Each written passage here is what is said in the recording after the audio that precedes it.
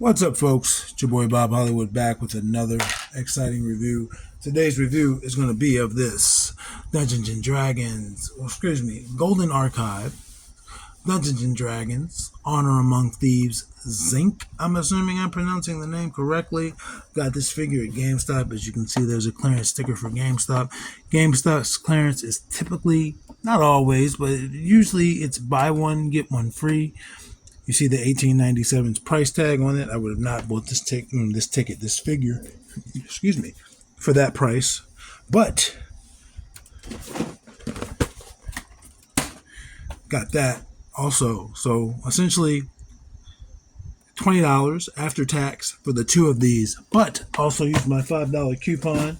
So got the two of them for basically $7.50 each, which is cheaper than the Golden Archive figures that are in Ollie's right now, which are $10, which are fine. That's where I got 3 of the 4. I did not get Simon from there. I bought Simon at the Maryland Toy Expo way back in June.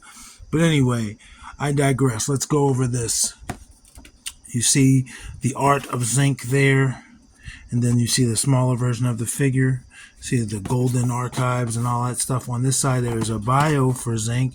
It says a mysterious Thayan. Let me make sure you guys can also read it.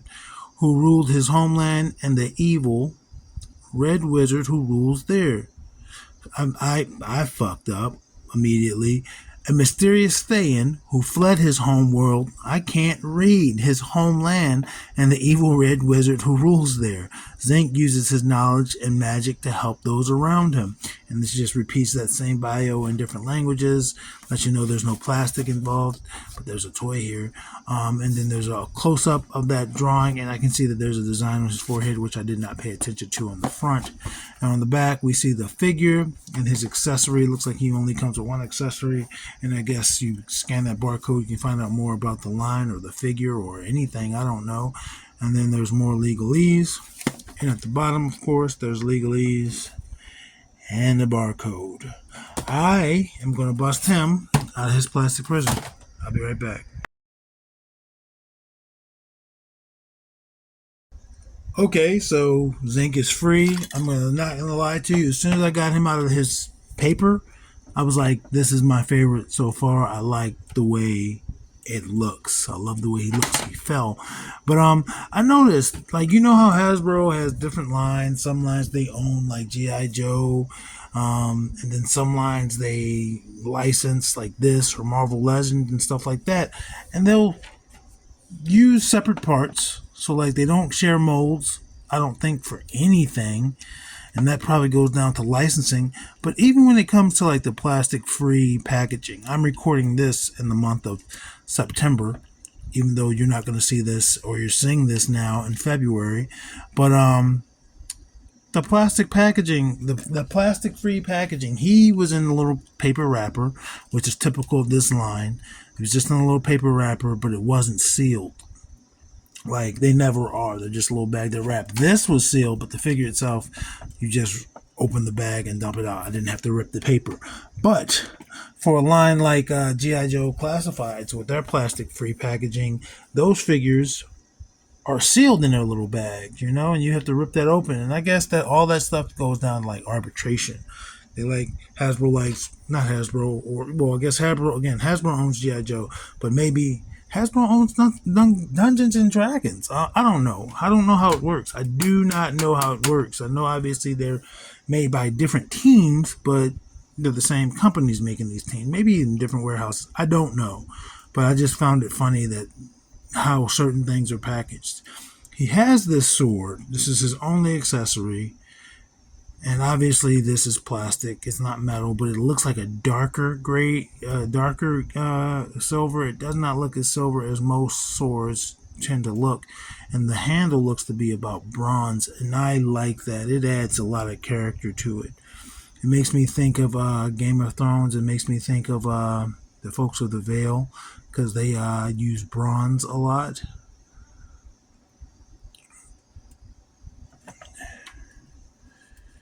And he can hold this in his right hand or his left hand. Both of them are gripping hands. Let's just see how easy it is to get it into his hand. Boom. He's holding it. There's some good detail. I'm trying to see if we can see what it is. It's not a face or anything. It's just a lot of detail on that sculpt. I like it.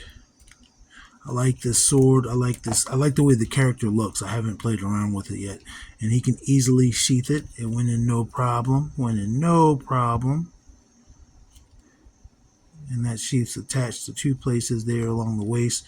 So it should not easily come out. I know with the Funko Legacy Collection Game of Thrones characters, my Jaime Lannisters, some of them, their holsters have fallen off just because of the material. And again, slightly older. Probably less money went into that line. But I do love collecting those Funko lines as well. They make decent 6-inch figures. Not perfect, but no one is. Now let's look at this guy, Xenk. He's a Thayan. That sounds so much like a Saiyan. And he's rocking this, not teal, but this aquamarine. And it's kind of reminding me of Nappa with Nappa's teal. So that's all. Thayan saying he has this cape, and the cape comes off. So I guess that counts as an accessory. But they don't show it coming off in the packaging. But now that it's off, let's look at it. It is this ugly brownish, purplish brown. I mean, no offense, it just is. And then this beige. But the cool thing about it is the design on the side, the sculpt there. I'm not gonna lie, man. I would just love to add a dry brush to this, and maybe the hilt of that sword. I don't know, but you saw how it wrapped around with his neck with the high collar. Yeah, it comes off, and now I guess he's ready for battle. He's got plate at the top, around the shoulders. He's got chainmail around the waist. He's ready to fight, and I love that this could be gold, but it looks bronze. It adds character. I don't know why he needed abs sculpted into his armor, but he does. Let's look at his face. I do not know the actor's name. He looks familiar, but I do not know his name. I'm just trying to see that little tattoo on his forehead. I don't know if it's from his race, if it's a character thing. My camera does not want to. There we go. I don't know if it's his race or a character thing or what, but he has a little tattoo in there. It doesn't look the greatest on the figure. And my nose is like shiny at the tip. Looks like he, had a party in the bathroom in the 80s. But yeah, I do like this. I like the colors. Ooh, I like that. That's different. That is a funky sculpt. So essentially, if you wanted, you could force this little shin plate off of his boots if you wanted. They complement each other. They go for each other. They're meant, but they're two separate pieces, and I just think that looks cool. I don't think I've seen that on boots. Obviously, I've seen gauntlets that could come off and stuff like that, but I don't think I've seen that for boots. But yeah, I like the silver and the bronze and the aquamarine. This is just a killer color combination. And brown pants. So if shit's going wild in a battle, no one knows Xenk was, afraid. But yeah, I like this. I like the details on the belt or the cummerbund area. Some thought went into this. So I'm guessing this was like a fan channel exclusive, and it never was. See, right now, in person, not on camera, but from the angle I looks like he's got that powder on his nose. You can't see it on the camera, but I'm not crazy. I mean, this is not proof of me being crazy. Like the beard. I do like the beard, man. The face, a lot of effort went into the face, man. It looks like the actor. I like this character. I like this figure. That makes me want to watch the movie even more. I still have not watched the movie. A couple of weeks before recording this, I finally sat down and watched the Warcraft movie. I enjoyed it. I did. I don't care. It was cool. Played with your emotions a little bit. It wasn't the best movie, but it was fun. So, we went over him.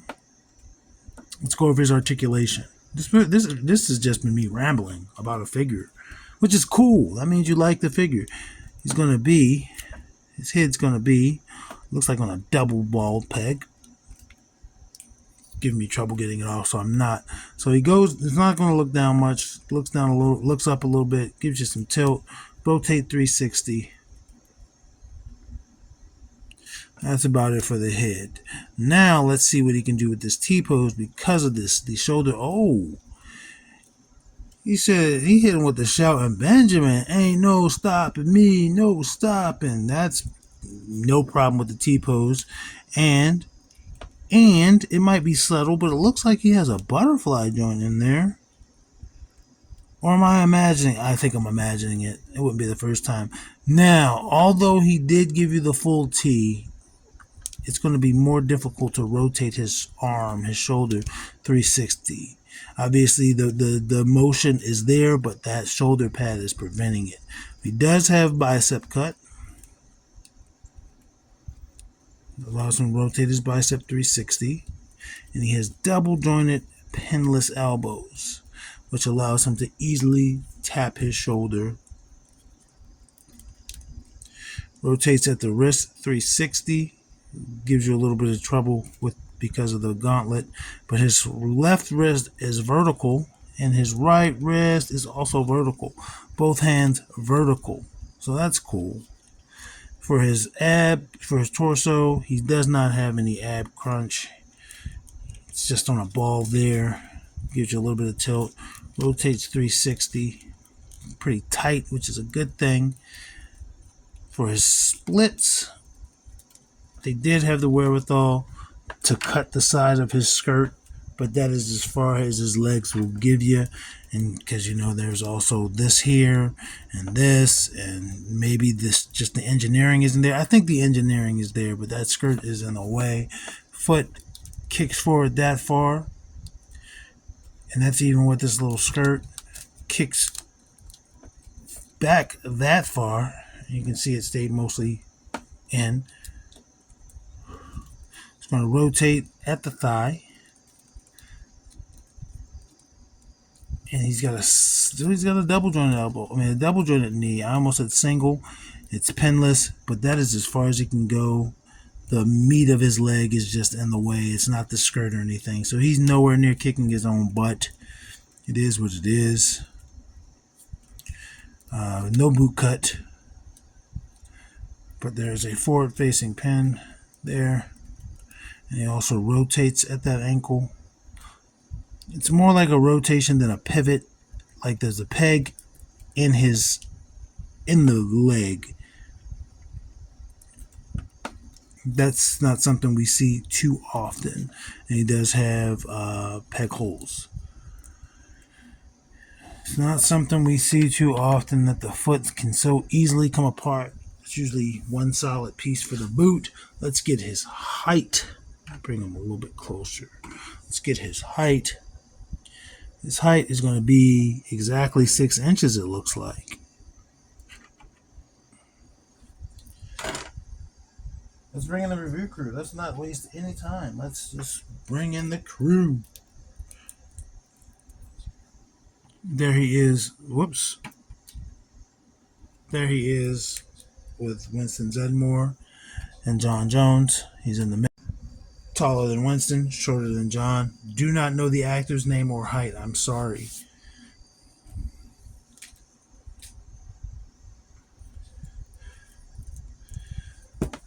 There is Lando, and Eric Killmonger. Once again, in the middle. Slightly taller than Lando, shorter than Killmonger.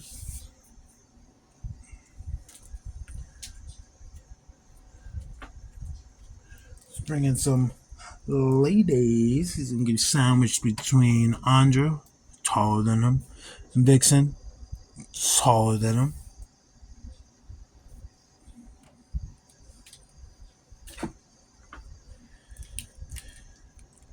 And let's do Lucio and Devin.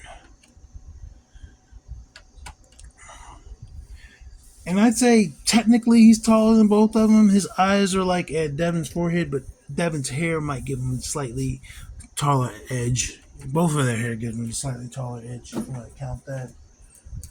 I remember being a boy in middle school, and we'd all want to be the tallest, and people were like, "Oh, you can't count your hair. You can't." I'm taller than you, mofo. I was taller than everybody. I was a Ute, but very few people taller than me. Very few children.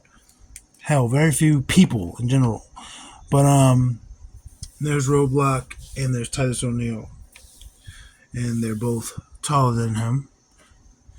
But he's not a little guy, man. He's a 6-inch figure, bro. I mean, he's just in the land of the giants sometimes. But anyway, like I said, I enjoy this figure. I think I think the bronze really adds to the figure. I don't know if it's actually bronze. I don't know if it's a character thing. I don't know, but that's a beautiful color combination. This has been my favorite Golden Archives figure so far. I'm recording this before I did any of the monsters. I have everything. You're going to get everything at different points. You're getting this guy in February because it's Black History Month. I didn't expect to like this figure. I wanted this figure because I wanted to complete the collection, but I love this figure. Like, he looked good coming out the packaging. He feels good. He is good. You're good. Stay good. Action figures speak louder than words.